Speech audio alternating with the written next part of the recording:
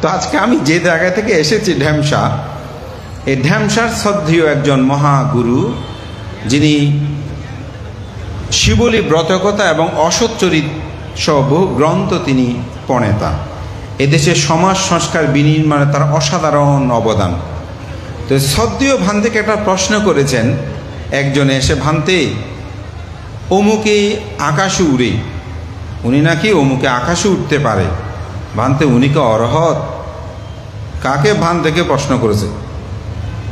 তো ভান্তে অনেকক্ষণ চুপ থেকে উত্তর দিল, বলে পাখিও আকাশে উড়ে, পাখি কি অরহত?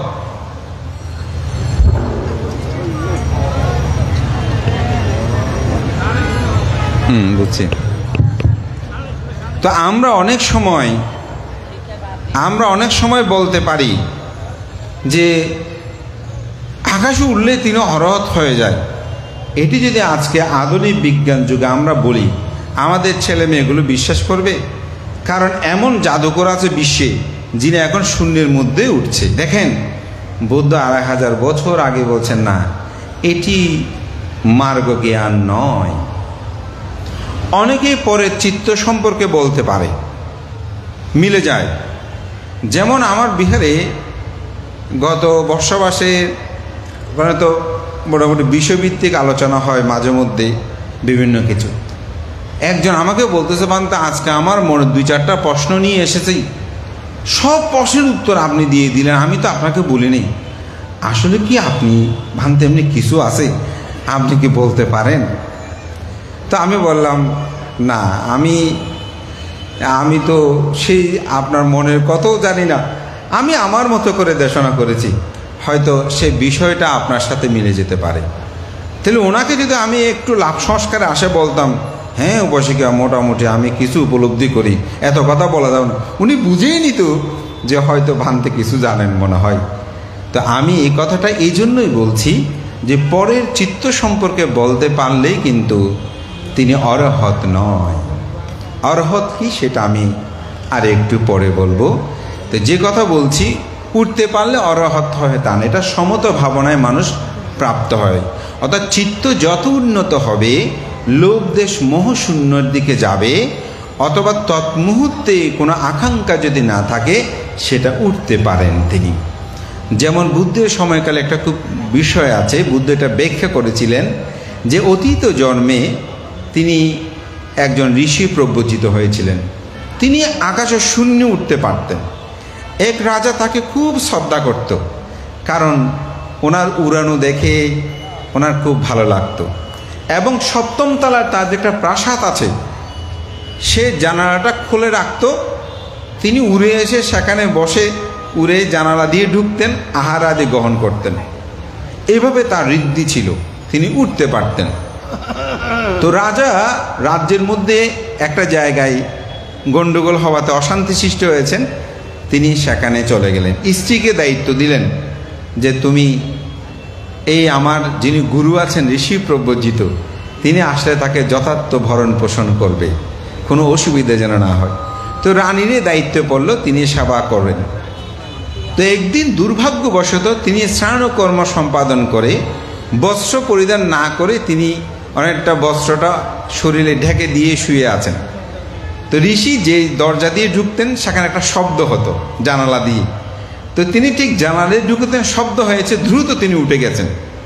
উঠে যাওয়াতে তিনি যে বস্ত্র পরিহিত ছিলেন এটা তার মনে ছিল না, কিন্তু ঋষির দৃষ্টিটা সেদিকে গেল, দিয়ে তিনি অনেকটা তার প্রতি আকর্ষিত হয়ে পড়লেন। তার শরীরে কাঁপতে শুরু করলো, কোনো ক্রমে খেতে বসেছে, উড়ে আর যেতে পারে না। তিনি হেঁটে হেঁটে তাকে চলে যেতে হলো। রাজা ফিরে আসলেন, দেখে যে ঋষি একটি গাছের যে কোঠরের মধ্যে থাকতো সেখানেই আছেন লোকালয়ে, তিনি আর উড়ে আসে না, খাবার পাঠিয়ে দেয়। তো রাজা যখন রাজ্যে ফিরল, ভোরবেলা উঠে খাবার দাবার তৈরি করছে, ঋষির আশীর্বাদ নিয়ে গেছে, যুদ্ধে জয়ী হয়েছে। এখন রানীকে বলছে, রানী আদ্যপন্ত ঘটনাগুলো বলল। তখন তিনি কোঠরে গিয়ে, যে গাছের কোঠরে থাকতো সেখানে গিয়ে বললেন যে ঋষি আমি এসেছি, আপনি আসুন না। বলে যে না আমি যাব না। তো অনেক আকুতি মিনতি করতে করতেই তিনি তার মনের অভিব্যক্তি ব্যক্ত করলেন তো বলে যে আপনার জন্য আমি সব কিছু করতে পারি, আপনি কী চান সেটা বলেন। বল যে আমি আপনার স্ত্রীর পানি গ্রহণ করতে চাই, অর্থাৎ আপনার স্ত্রীকে আমি বিয়ে করতে চাই। তো ঋষি বললেন এটা একটা কথা হলো, ঠিক আছে আপনাকে দিয়ে দিলাম। তাদের বিবাহের জন্য প্রস্তাবনা হলো। তো তখন তাকে ধরে নিয়ে গেল। যাওয়ার পরে তার ঋষি তো তার কোনো নির্দিষ্ট বাড়িঘর নাই, কোথায় থাকবেন? তো যার কারণে রানী বলছেন আমাকে তুমি নিয়ে যাবে ঠিক, কিন্তু থাকবো কোথায়? তুমি একটু গিয়ে রাজাকে বলো। তো রাজার কাছে গেলেন, গিয়ে রাজনকে বল, রাজন আমি তো ঋষি, গাছতলায়, স্ত্রী তো আর গাছতলায় থাকা যাবে না, তা আপনি আমার একটা বাড়ি দেন। বলছে ঠিক আছে, একটা হস্তি চালা আছে পুরনো, ওটা একটু তুমি পরিষ্কার করে থাকো। ওখানে গিয়ে দেখলো ওখানে হস্তিদের পায়খানা করা অনেক কিছু, সেখানে মলমূত্র পড়ে আছে। তো বলছে এগুলো তো পরিষ্কার করতে হবে। ওদের দাও, তুমি গিয়ে রাজাকে বলো যে কোদাল আর ফেলার জন্য হাত ভাঙা যা প্রয়োজন সেগুলো নিয়ে আসো। রাজার কাছে গেলেন, সেগুলো তিনি কামনা করলেন, রাজা সেগুলো দিলেন। এরপর যে আমি থাকবো কোথায়, আবার গেলেন রাজার কাছে।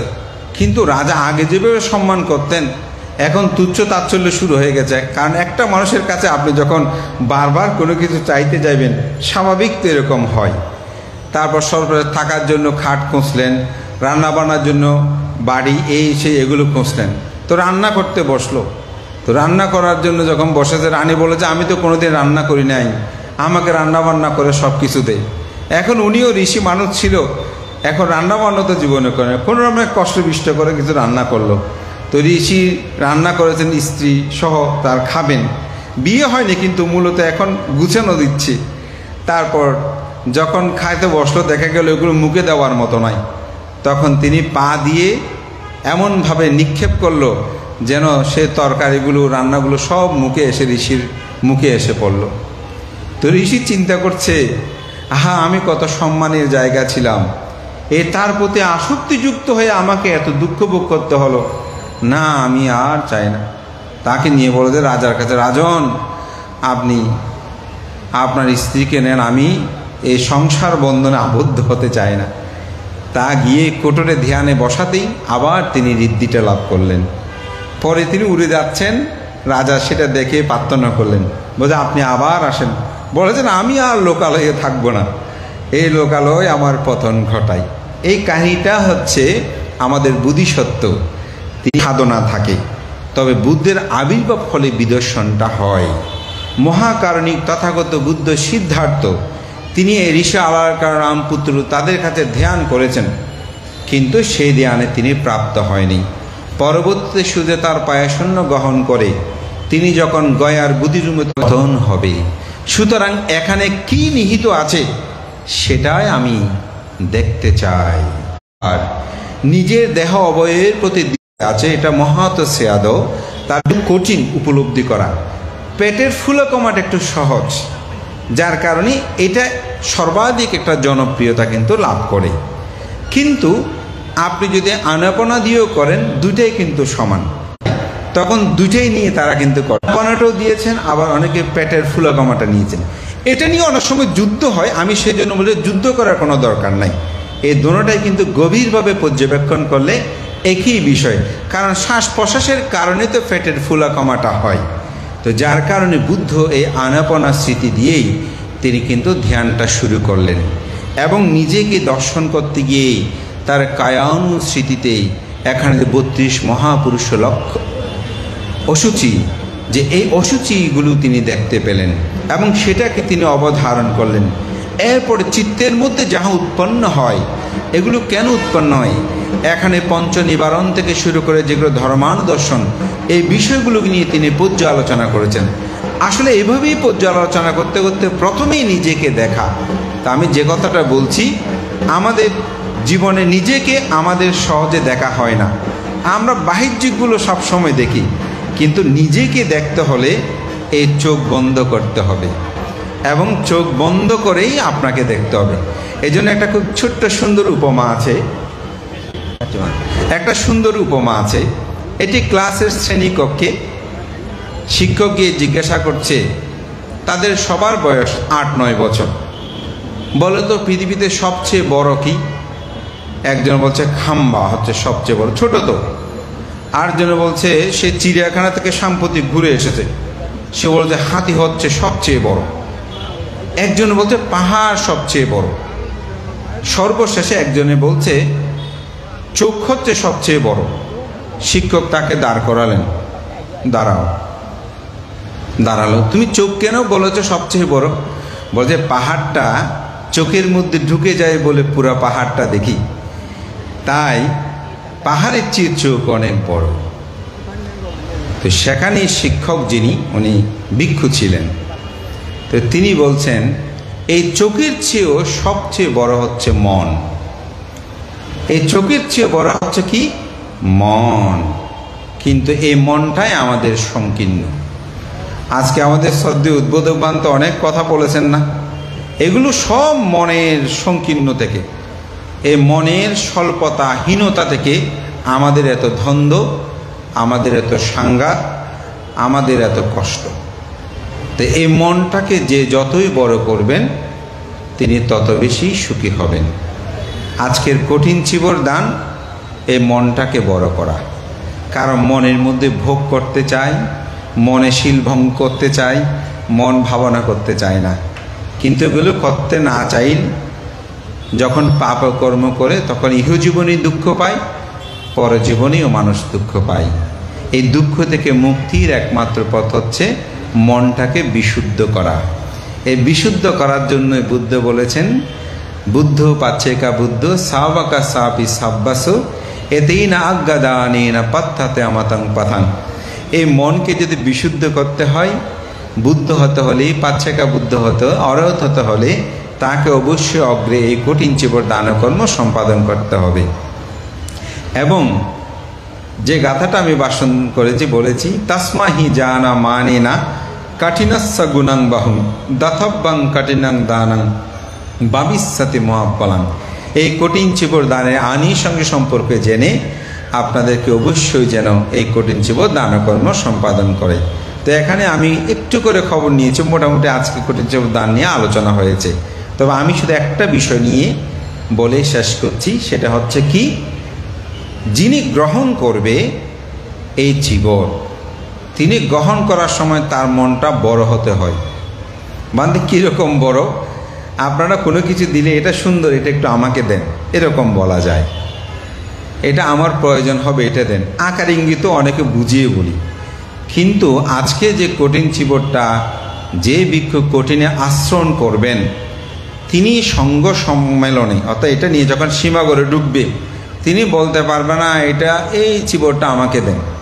এটা বলার সাথে সাথে চিবরটা কঠিনে আশ্রয়ণ করা যাবে না। এই জন্য এটা কঠিন, মহাকঠিন। কারণ কোনো বস্তু একেবারে না চাওয়া এত সহজ বিষয় কিন্তু নয়। তাই মনটাকে বড় করাই হচ্ছে বুদ্ধির ধর্ম। মনটা কখন বড় হয়? পঞ্চ নিবারণ দশ সংযোজন, এগুলো যখন অন্তর্জগৎ থেকে ছিন্ন হয়, এক কথায় লোভ দেশ মোহ আসব যখন ক্ষয় হয়, তখন মনটা বড় হয়।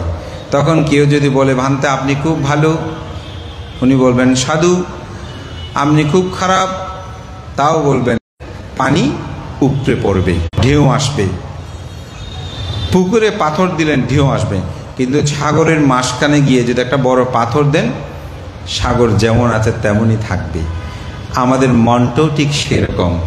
যখন মনটা বড় করে অরহৎ চিত্ত হয়, তখন লাভ অলাভ, যশ অযশ, নিন্দা প্রশংসা, সুখ দুঃখ, এগুলোতে চিত্ত বিচলিত হয় না। চিত্ত বিচলিত না হলেই তিনি তো সুখী মানুষ।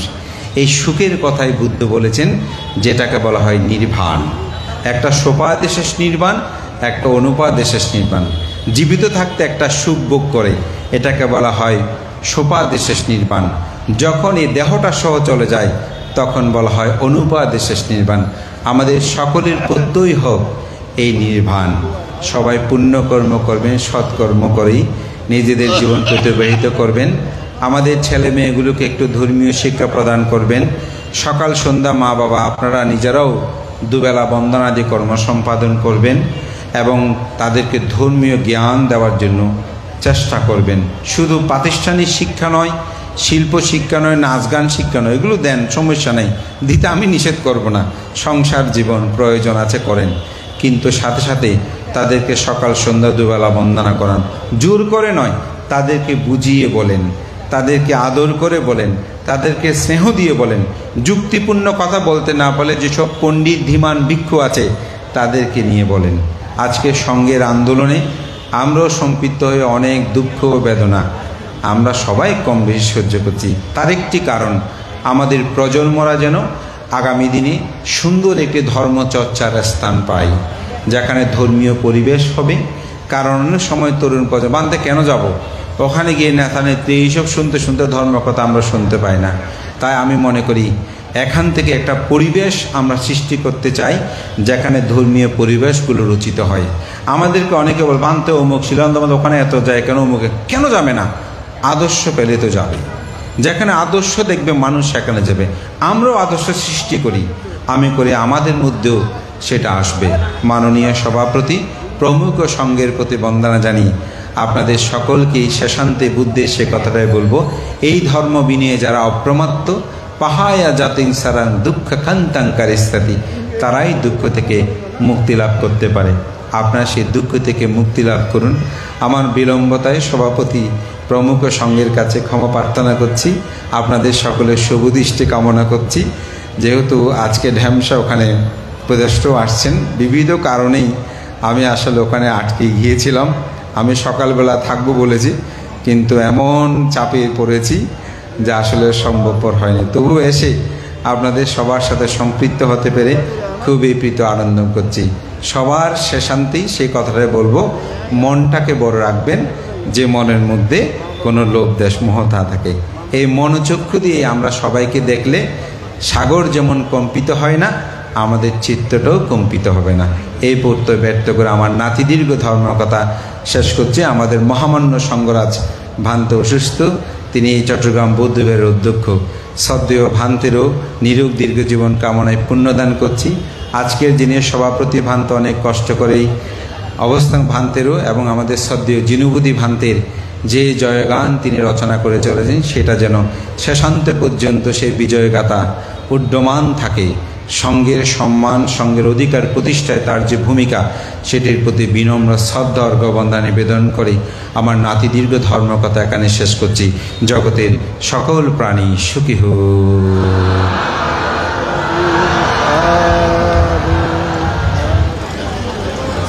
আজকে চট্টগ্রাম নন্দনকানন বৌদ্ধ বিহারের দানোত্তম কঠিন শিবর দান সভা, এই সভার সৌন্দর্য এত বৃদ্ধি পেয়েছে, আমার ভাষা নাই বর্ণনা করার। ডিসি পাহাড়কে কেন্দ্র করে উত্তর দক্ষিণ পূর্ব পশ্চিম ভিক্ষু সংঘ, দায়ক দায়িকা সংঘ, এত বড় বিশাল মাপের জনসভা চট্টগ্রামে আর হবে কিনা আমার জানা নাই। এখানে মেয়র আসবে বলে আমাদেরকে কথা দিচ্ছেন, কিন্তু কথা এবং কাজের মধ্যে সামঞ্জস্য আমি দেখতে পাচ্ছি না। আমার বয়স মনে হয় এখানে যত হাজার হাজার নরনারী উপস্থিত হয়েছেন, সবাই আমার মনে হয় আমার বয়সের চেয়ে ছোট হবেন। এত দীর্ঘ বয়স আমি পেয়ে এতক্ষণ ধৈর্য ধারণ করে এক নাগারে বসে থাকা 93 বছর বয়স্ক লোক বসে থাকা কোনোদিন সম্ভব নয়। আমার প্রিয় ভক্তমণ্ডলী, আপনাদেরকে দেখে দেখে আমি আমার উৎপন্ন দুঃখ পরিহার করছি। আমার তো দুঃখ উৎপন্ন হচ্ছে, কি দুঃখ? যারা ব্যাধি দুঃখ প্রতি ক্ষণে ক্ষণে, প্রতি মুহূর্তে মুহূর্তে আমাকে ধ্বংসন করছে। সেই ধ্বংসনের যাতনা বেদনা আপনাদেরকে দর্শন করে ওইটা আমি পরিত্যাগ করে যাচ্ছি। তাই আমি বলতে চাই, আপনারা ভক্তমণ্ডলী এইভাবে হন নাই। এই বৎসরের জন্য 2025 সালের বৎসরের জন্য আপনারা ভক্তমণ্ডলী সাজান নাই। অনেক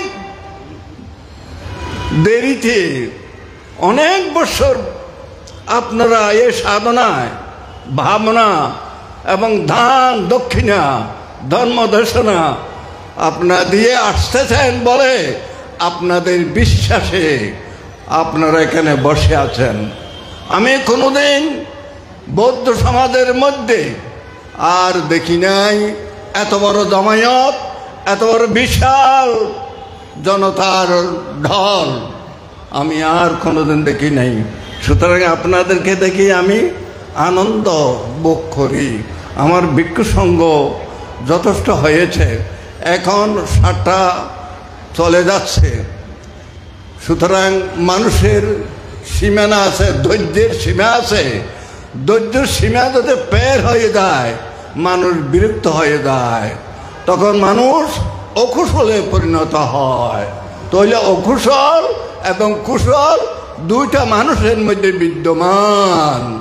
জেনে রাখুন, দুইটা শক্তি মানুষের মধ্যে আছে, একটা হলো কুশল, একটা হলো অকুশল। আমরা ভগবান বুদ্ধের ভাষায় বলে কুশল আর অকুশল, বাংলা ভাষায় বলা যায় কি পাপ এবং পুণ্য। এই পাপ এবং পুণ্য শব্দ পাশাপাশি বিদ্যমান। সুতরাং আমরা যারা মানুষ বলে দাবি করি, আসলে কি আমরা মানুষ? চিন্তা করুন, বৌদ্ধ বৌদ্ধ এখানে কোনো ভেদাভেদ নাই, আমরা সবাই মানুষ। তাই বলা হয়েছে মানুষ হয়ে জন্ম নিয়েছি, মানুষ হয়ে কি করেছি? এত কোনো ভুল করেছি, ভুলের মাসুল ভোগ করেছি। হয় না? নয় হন না? আমরা মানুষ হয়ে জন্ম নিয়েছি, মানুষ হয়ে কি করেছি? কোন কর্ম সম্পাদন করেছি? ভালো কর্ম সম্পাদন করেছি না মন্দ কর্ম সম্পাদন করেছি? এগুলি আমাদের থেকে আজকের মহাযজ্ঞের মধ্যে, মহা অনুষ্ঠানের মধ্যে, মহা সমাবেশের মধ্যে আমাদের শিক্ষা নিতে হবে। বুদ্ধের শিক্ষা এটা নিতে হবে। আমরা বুদ্ধের শিক্ষা শিক্ষিত, বুদ্ধের শিক্ষা বিশ্ব আজ প্লাবিত। তাই আমি বলি, বুদ্ধ ধর্ম সংঘ বিশ্বের মানুষ সুখে থাকার অঙ্গ। বুদ্ধ ধর্ম সংঘ আত্মশুদ্ধির অঙ্গ। বুদ্ধ ধর্ম সংঘ জীবন শুদ্ধির অঙ্গ। বুদ্ধ ধর্ম সংঘ সমাজ শুদ্ধ অঙ্গ। বুদ্ধ ধর্ম সংঘ বিশ্ব শান্তির অঙ্গ। কেন এতগুলি শব্দ ব্যবহার করলাম? এত গুরুত্ব শব্দ কেন? ভগবান বুদ্ধ কথা আমার স্নেহবাদন লোকতি ধ্যানের কথা বলেছেন এবং জিনবুদিও বলেছেন ধ্যানের কথা। মানুষকে সান্ত্বনা দেওয়ার জন্য, মানুষের সুখে থাকার জন্য, মানুষ দুঃখ থেকে মুক্ত লাভ করার জন্য সংগ্রাম করেছিলেন সিদ্ধার্থ কুমার। সিদ্ধার্থ কুমার পরিত্যাগ করে 6 বৎসর কঠোর তপস্যা করে বুদ্ধত্ব লাভ করেছেন, তাই না? বুদ্ধত্ব লাভ করে উনি সমস্ত কিছু বিশ্ব ব্রহ্মাণ্ডের উত্থান পতন সমস্ত কিছু নৌকো দর্পণে ওনার হস্তগত। এই কথা আমরা কিভাবে বুঝব? ধ্যানের মাধ্যমে বুদ্ধকে উদন করতে পারব। ধ্যান ছাড়া কোনো জ্ঞান হবে না। যারা অজ্ঞানী তাদের কোনো জ্ঞান হবে না। সুতরাং অজ্ঞানীরা অনেক পাপ কর্ম করতে তারা কুণ্ঠিত বোধ করে না, তারা আনন্দ বোধ করে, তারা আনন্দ পায়। কেন? পাপ করতে করতে করতে করতে মানুষ এমন নিম্নস্তর উপরে যায়, আর উপর দিকে উঠার তাদের পুণ্য থাকে না। আপনারা বড় ভাগ্যবান, আপনারা বড় পুণ্যবান, এতক্ষণ পর্যন্ত ধৈর্য ধারণ করে বসে আছেন। একটা মানুষও লসর নাই। তো যা হোক, পরিশেষে এটাই বলি, আজকে উদ্যাপনী কমিটির অসম্ভব ত্যাগ মহিমা আমি মুগ্ধ হয়েছি। ভগবান বুদ্ধের বলেছিলেন, কি বলেছিলেন? যদি সুখে থাকতে চাও, সুখ পেতে চাও, ভালো থাকতে চাও, মন্দ থেকে বিরতি থাকতে চাও, তাহলে কাজ করো। কায়ে না সাংবারো সাধু, সাধু সুতায়া সাংবারো, ভাষায়া সাংবারো সাধু, মানসা সংবাদ সংবারোতি। বেশি কথা বললে বেশি কথা দোষ হয়, দোষে মানুষ নষ্ট হয়, তখন ভেদাভেদ আরম্ভ হয়, সংঘাত আরম্ভ হয়, এবং কোর্টে কাছারি যাবার ভালো ভালো বুদ্ধি পরামর্শদাতা উকিল বের হয়। তাই ভগবান বুদ্ধ বলেছেন,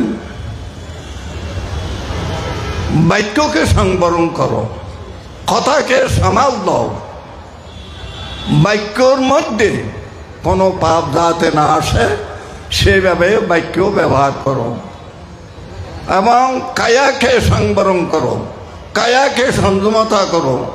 হাত পা আছে যে অকুশল করার ব্যাপারে কায়ার মধ্যে হাত ব্যবহার হয়, মার ধৈর করা, বিভিন্ন রকমের সমস্যা, এগুলিকে সংবরণ করো। তারপর হইলে মনকে সংবরণ করো। আসল হইল কায়া এবং বাক্য, এই দুইটার মধ্যে শ্রেষ্ঠ হলো মন। মনেই নাকি বাক্যকে বলে, মুখে তুমি ওনার গালি দাও, ওনার ক্ষতি করো, বাক্য দিয়ে ওনাকে ক্ষতি করো, মিথ্যা কথা বলো, তাহলে মনে বলছে বলে কথা দিয়ে মানুষে দিয়ে গালিগালাজ করে। অমুককে মারধর করো, কি দিয়ে? হাত দিয়ে মার দেওয়া হয়, বাক্য দিয়ে মার দেওয়া হয় না।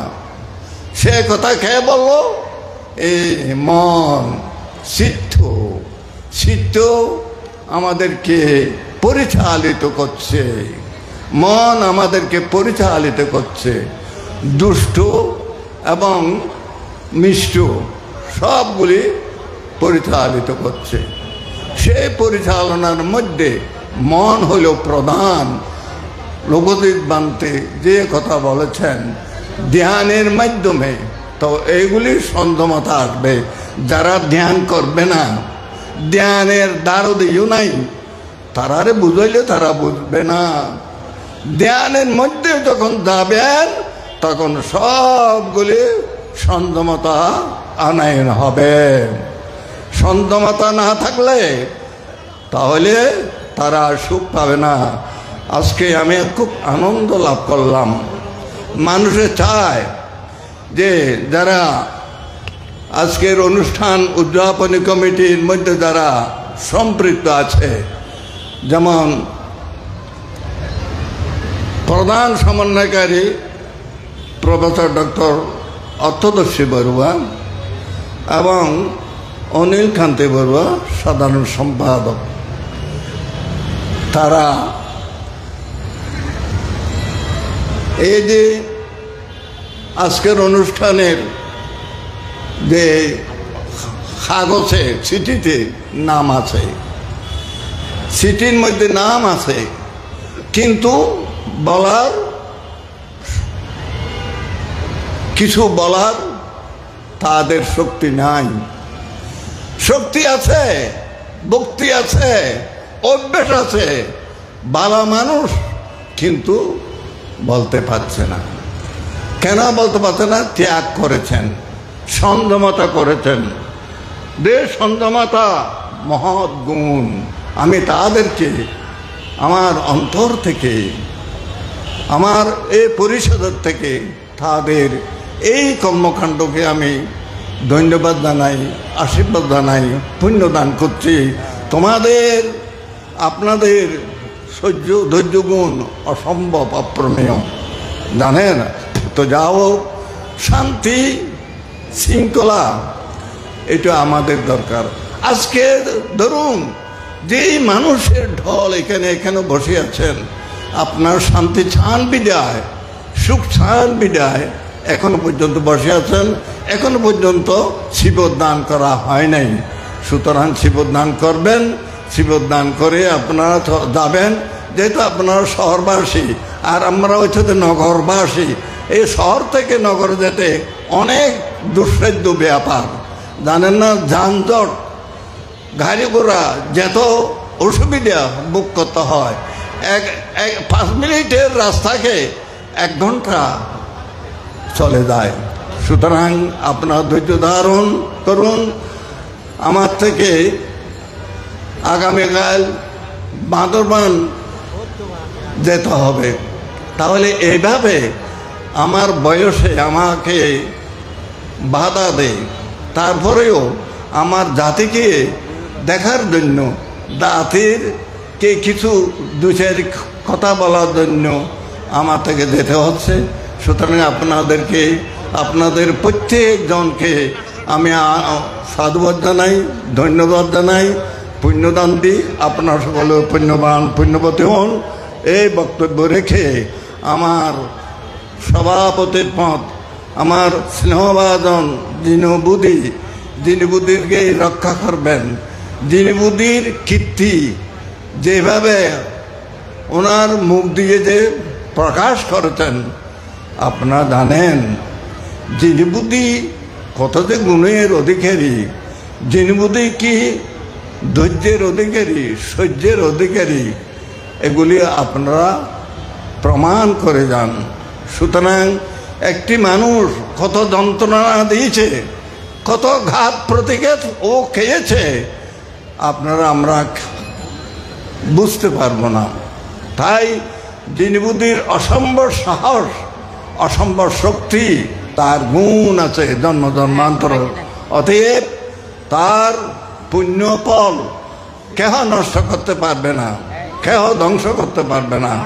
অতএব ঠিক অনুরূপভাবে আমাদের শাসন এবং সমাজসেবেরও সুন্দর কথা বলেছেন যে 24 সালের ঘটনাবলী নিয়ে যে বিবৃতি দিলেন এবং ধনুভূতি বললেন, তাহলে ওগুলি আপনারা মনে রাখবেন।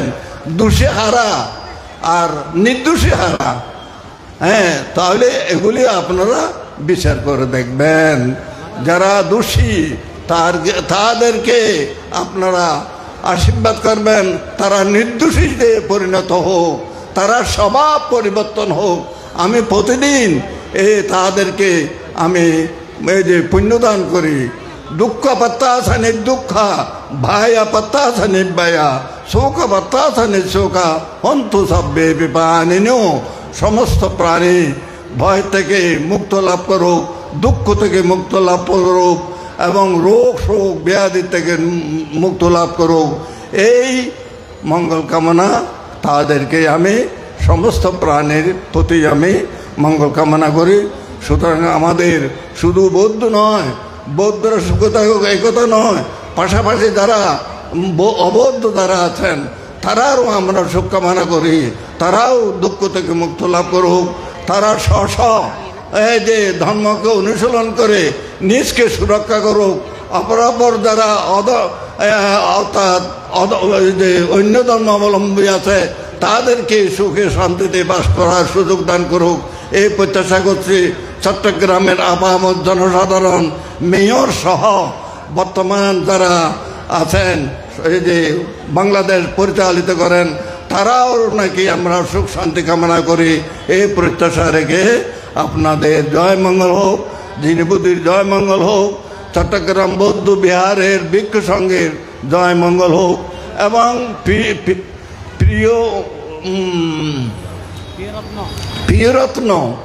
প্রিয়রত্ন আছে, সে নাকি কর্মী, ও যদিও অনর্গল বক্তা নয় কিন্তু তার মধ্যে গুণ আছে। সুতরাং তারও আমি মঙ্গল কামনা করি এবং অন্যান্য ভিক্ষু সংঘেরও মঙ্গল কামনা করি। তবে আমার একটি কথা হলো, যারা ভিক্ষু সংঘ আছে, সমনল আছে, বিশ্বের প্রতি সম্মান শ্রদ্ধা গর্বতা রাখা একান্ত প্রয়োজন। সুতরাং সম্মান শ্রদ্ধা গর্বতা না থাকলে তাহলে আমার জীবন মানে দুর্লভ হবে না, আমার জীবন সর্বনাশ হয়ে যাবে। সুতরাং সর্বনাশ নয়, দুর্লভ জীবনকে সার্থকতা সম্পাদন করুন।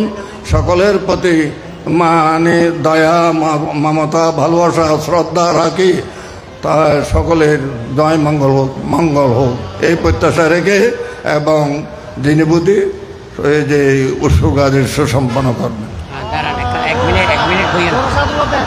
এখন ওই ম্যাগাজিনটা নিয়ে আসেন। এই কে কে আসবে? আসতে বলো না, আরে দেব তো, রাখো না, রাখো এখানে। কে কে আসবে? ও অনিল বো আইলে আইয়ন, ওই সপ্তদশী আইলে আইয়ন।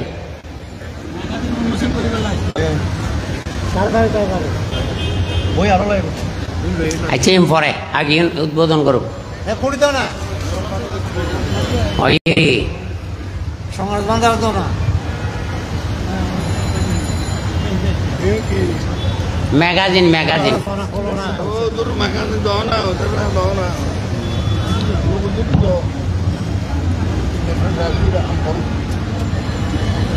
ওই যে সাধু দিল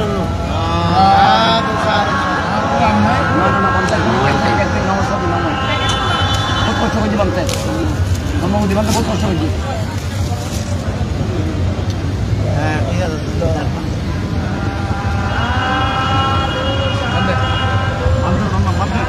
কি করেন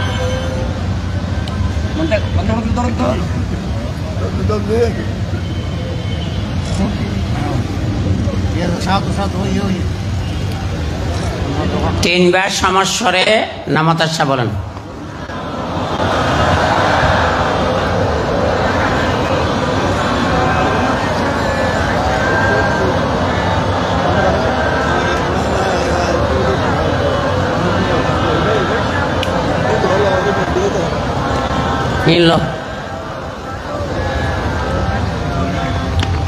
বান্তে সংসার কান্তার দুঃখাত মোচনাত্তায়া নিব্বাণাং সাৎসি করণাত্তায়া ইমাং কঠিনাচি বরাং ভিক্ষু সংঘাসা দানাং কঠিনাম আত্মারিতং দ্বিতীয়াম্পি বান্তে সংসারকান্তার দুঃখাত মোচনাত্তায় নিব্বাণাং সাৎসি করণাত্তায় ইমাং কাঠিনাচি বরাং ভিক্ষু সংঘাসা দানাং